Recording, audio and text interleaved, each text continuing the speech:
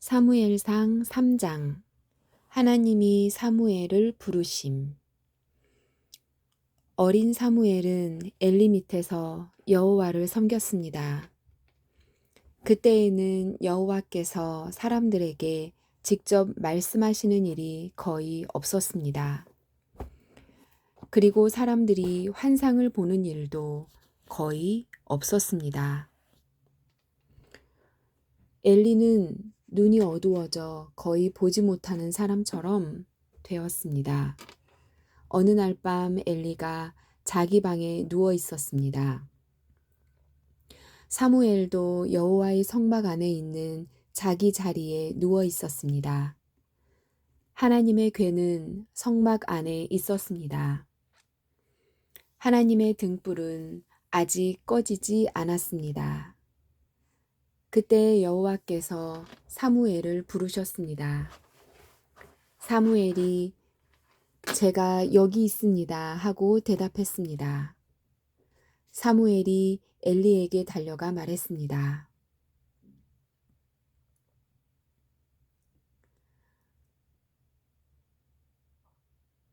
사무엘이 엘리에게 달려가 말했습니다. 제가 여기 있습니다. 저를 부르셨습니까? 엘리가 대답했습니다. 나는 너를 부르지 않았다. 돌아가 자라. 그래서 사무엘은 자기 자리로 돌아가 누웠습니다. 여호와께서 다시 사무엘아 하고 부르셨습니다. 사무엘은 다시 엘리에게 가서 말했습니다. 제가 여기 있습니다. 저를 부르셨습니까? 엘리가 대답했습니다. 나는 너를 부르지 않았다. 돌아가 자라. 사무엘은 아직 여호와를 알지 못했습니다. 여호와께서 사무엘에게 직접 말씀하신 적이 없었습니다. 여호와께서는 사무엘을 세 번째 부르셨습니다. 사무엘은 일어나 엘리에게 가서 말했습니다. 제가 여기 있습니다. 저를 부르셨습니까? 그때서야 엘리는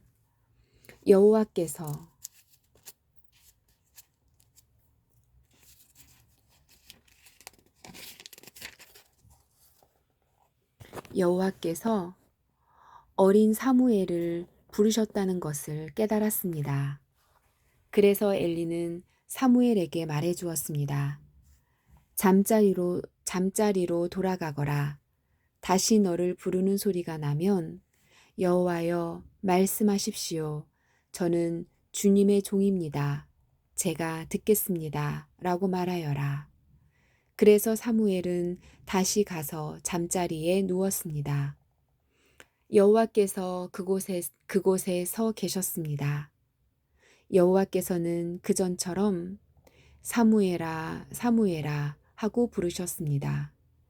사무엘이 대답했습니다. 여호와여 말씀하십시오. 저는 주님의 종입니다. 제가 듣겠습니다. 여호와께서 사무엘에게 말씀하셨습니다. 내가 이스라엘에 어떤 일을 하려고 한다. 그 일을 듣는 사람은 깜짝 놀라게 될 것이다. 그날에 내가 엘리와 그의 집안에게 말했던 일을 다 이룰 것이다. 하나도 빠짐없이 이룰 것이다. 엘리는 자기 아들들이 나쁘다는 것을 알았다. 또 자기의 아들들이 나를 배반한 것도 알았다. 그러나 엘리는 그들을 말리지 않았다.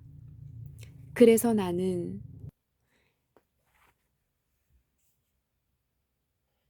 엘리의 가족을 영원토록 벌주겠다고 말했다. 그래서 나는 엘리의 가족에게 이렇게 맹세했다. 엘리 가족의 죄는 제물이나 예물로도 절대로 용서받지 못할 것이다. 사무엘은 아침까지 누워 있다가 여호와의 집 문을 열었습니다. 사무엘은 자기가 본 환상을 엘리에게 말하기가 두려웠습니다. 엘리가 사무엘을 불렀습니다. 내 아들 사무엘아. 사무엘이 대답했습니다. 예, 제가 여기에 있습니다. 엘리가 물었습니다. 여호와께서 너에게 무슨 말씀을 하셨느냐? 숨기지 말고 말하여라.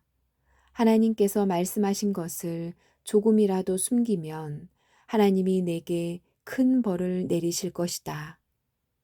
그래서 사무엘은 엘리에게 모든 것을 말해 주었습니다. 사무엘은 조금도 숨기지 않았습니다. 그러자 엘리가 말하였습니다. 그분은 여호와시다. 여호와께서는 스스로 생각하셔서 옳은 대로 하실 것이다. 사무엘은 점점 자라났습니다. 여호와께서는 사무엘과 함께 하셨고 사무엘에게 말한 것을 다 이루어 주셨습니다. 단에서 브엘세바에 이르는 모든 이스라엘 사람들은 사무엘이 여호와의 예언자라는 것을 알았습니다. 여호와께서는 실로에서 다시 사무엘에게 나타나셔서 말씀을 통해 여호와의 뜻을 알려주셨습니다. 4장 블레셋 사람들이 언약궤를 빼앗음. 사무엘에 대한 소식이 온 이스라엘에 퍼졌습니다. 그때 이스라엘 사람들이 블레셋 사람들과 싸우러 나갔습니다. 이스라엘 사람들은 에베네셀에 진을 쳤고 블레셋 사람들은 아벡에 진을 쳤습니다. 블레셋 사람들은 대형을 갖추어 이스라엘 사람들과 싸울 준비를 했습니다. 싸움이 시작되자 블레셋 사람들이 이스라엘 사람들을 물리쳐 이겼습니다. 블레셋 사람들은 이스라엘 군인 4,000명가량을 죽였습니다. 그러자 나머지 이스라엘 군인들이 자기들 진으로 돌아갔습니다. 이스라엘의 장로들이 말했습니다. 어찌하여 여호와께서는 오늘 우리를 블레셋 사람들에게 지게 하셨을까? 여호와의 언약궤를 실로에서 이곳으로 가져오자. 그리고 그 언약궤를 우리 가운데 있게 하자. 그러면 하나님께서 우리를 원수에게서 구해 주실 것이다. 그리하여 이스라엘 백성은 실로에 사람을 보냈습니다. 그들은 만군의 여호와의 언약궤를 가지고 왔습니다. 엘리의 두 아들인 홈니와 비느하스도 하나님의 언약궤와 함께 있었습니다.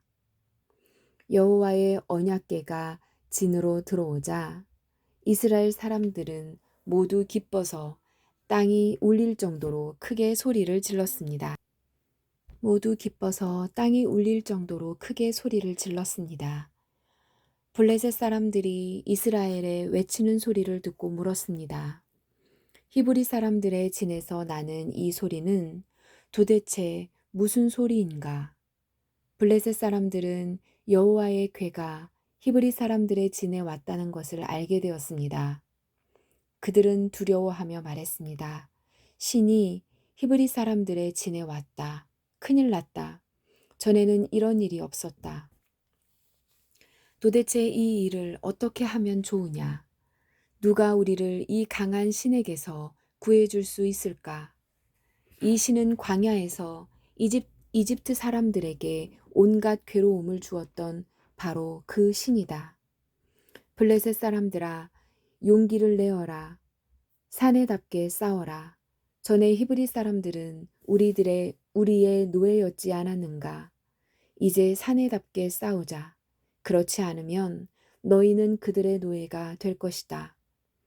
그리하여 블레셋 사람들은 용감하게 싸워 이스라엘 사람들을 물리쳐 이겼습니다. 이스라엘의 군인들은 모두 자기 집으로 도망쳤습니다. 이스라엘은 크게 져서 군인 3만 명을 잃었습니다. 게다가 하나님의 궤를 블레셋 사람들에게 빼앗겼습니다. 엘리의 두 아들인 홈니와 비느하스도 죽었습니다. 그날 어떤 베냐민 사람이 싸움터에서 달려왔습니다. 그 사람은 너무나 슬퍼 자기 옷을 찢고 머리에 재를 뒤집어 쓴 채 달려왔습니다. 그 사람이 실로에 이르렀을 때 엘리가 길가에 앉아 있었습니다. 엘리는 의자에 앉아 소식이 오기만을 기다리고 있었습니다. 엘리는 하나님의 궤 때문에 걱정이 되었습니다. 베냐민 사람이 실로에 이르러 나쁜 소식을 전하자 마을의 모든 백성이 큰 소리로 울었습니다. 엘리는 그 우는 소리를 듣고 이게 무슨 소리냐 하고 물었습니다. 베냐민 사람이 엘리에게 달려와 사실대로 이야기했습니다.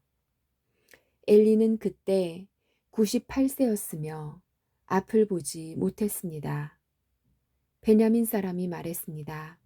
저는 싸움터에서 왔습니다. 오늘 싸움터에서 도망쳐 나왔습니다. 엘리가 물었습니다. 여보게, 싸움은 어떻게 되었나? 베냐민 사람이 말했습니다. 이스라엘이 블레셋 사람들에게 져서 도망쳤습니다.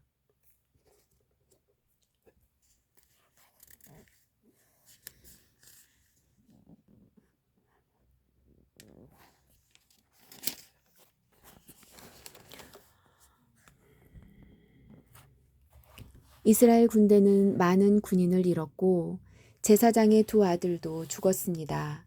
그리고 하나님의 궤를 블레셋 사람들에게 빼앗겼습니다.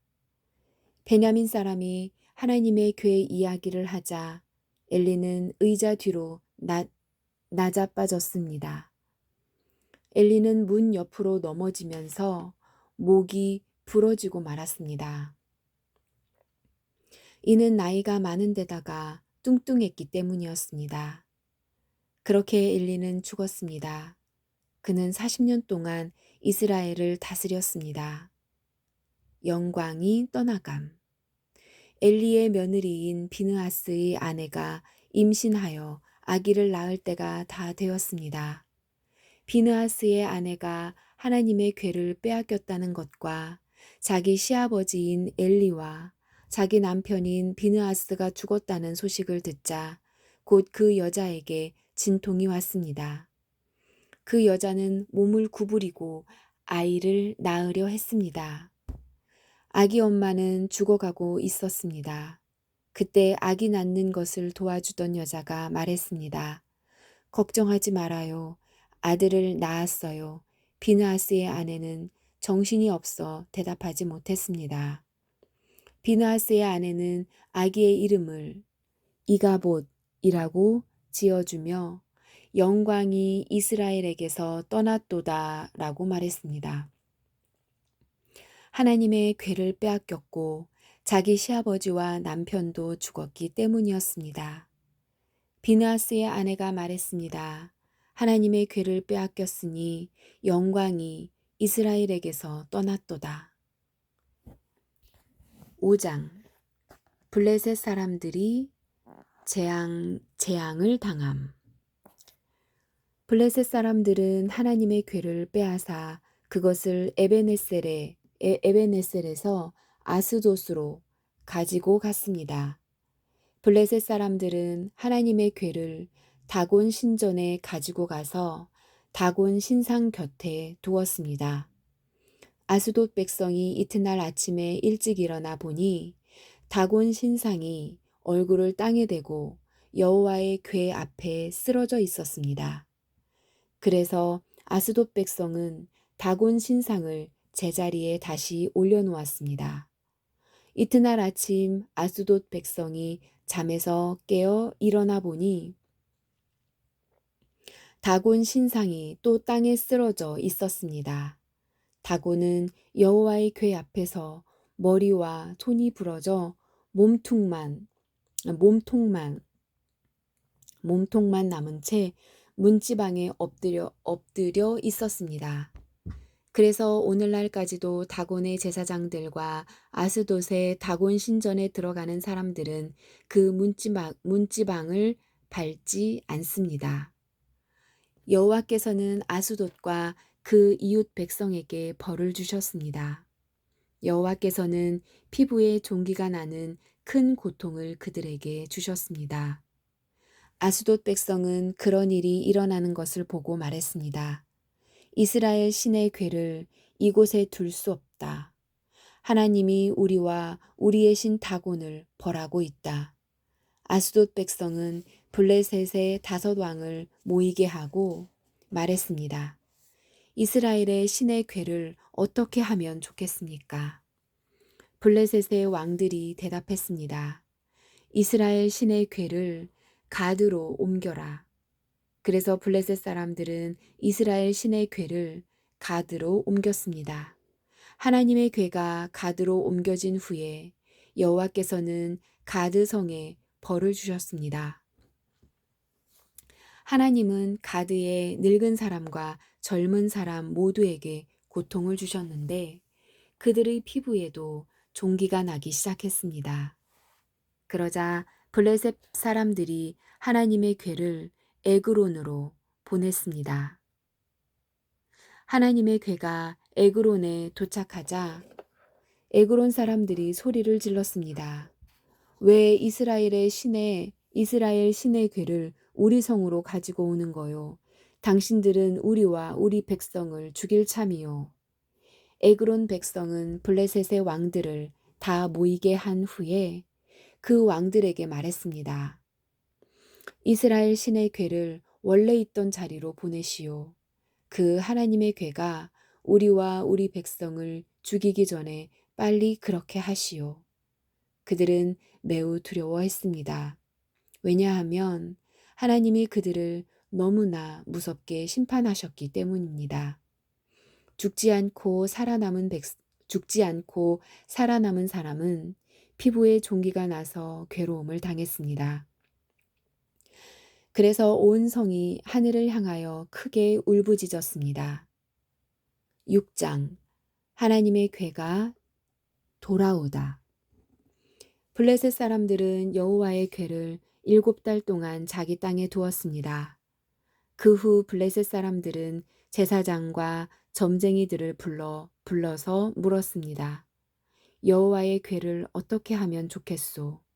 그것을 원래 있던 곳으로 돌려보낼 방법을 말해주시오. 제사장과 점쟁이들이 대답했습니다. 이스라엘 신의 궤를 돌려보낼 생각이라면 빈손으로 돌려보내지 마시오. 허물을 씻는 제사인 속건제물과 함께 돌려보내시오.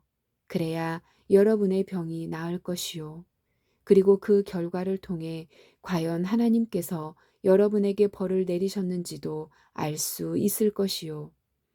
블레셋 사람들이 물었습니다. 이스라엘의 하나님께 속건제물로 무엇을 드리면 좋겠소? 제사장과 점쟁이들이 대답했습니다. 피부에 난 종기와 같은 모양으로 금 종기 5개를 만드시오. 그리고 금쥐 5개도 만드시오. 금쥐와 금종기의 수는 블레셋 왕들의 수와 같아야 하오. 왜냐하면 똑같은 병이 여러분과 여러분의 왕에게 닥쳤기 때문이요. 이 나라를 망치고 있는 종기와 쥐의 모양을 만드시오. 그것을 이스라엘 신께 바치시오. 그리고 이스라엘 신께 영광을 돌리시오. 그러면 이스라엘 신이 여러분과 여러분의 신과 여러분의 땅에 벌 주시는 것을 멈추실 것이요. 이집트 백성과 파라오처럼 고집을 부리지 마시오. 하나님께서 이집트 백성에게 심하게 벌을 내리신 후에야 이집트 백성이 이스라엘 사람들을 나가게 한 것 아니었소. 여러분은 새 수레를 만드시오. 그리고 새끼를 낳은 지 얼마 안 된 젖소 2마리를 준비하시오. 그 젖소는 아직 멍에를 메어 본 적이 없는 것이어야 하오. 그 젖소들을 수레에 메고 새끼들은 집으로 돌려보내시오. 새끼들이 자기 어미를 따라가게 하지 마시오. 여호와의 궤를 수레에 올려놓으시오. 그리고 금종기와 금쥐들도 상자에 담아 궤 곁에 두시오. 그것들은 여러분의 죄를 용서받기 위하여 하나님께 드리는 속건 제물이요. 수레를 곧장 앞으로 나아가게 하시오. 그리고 수레를 지켜보시오. 만약 수레가 이스라엘 땅 벳세메스 쪽으로 가면 우리에게 이 큰 병을 주신 분은 여호와가 확실하오. 그러나 만약 수레가 벳세메스 쪽으로 가지 않으면 이스라엘의 하나님이 우리에게 벌을 주신 것이 아니라 우연히 우리가 병들게 된 것으로 보면 될 것이요. 블레셋 사람들은 제사장과 점쟁이들이 말한 대로 했습니다. 블레셋 사람들은 새끼를 낳은 지 얼마 안 된 젖소 2마리를 가지고 와서 수레에 메우고 그 새끼들은 집으로 돌려보냈습니다.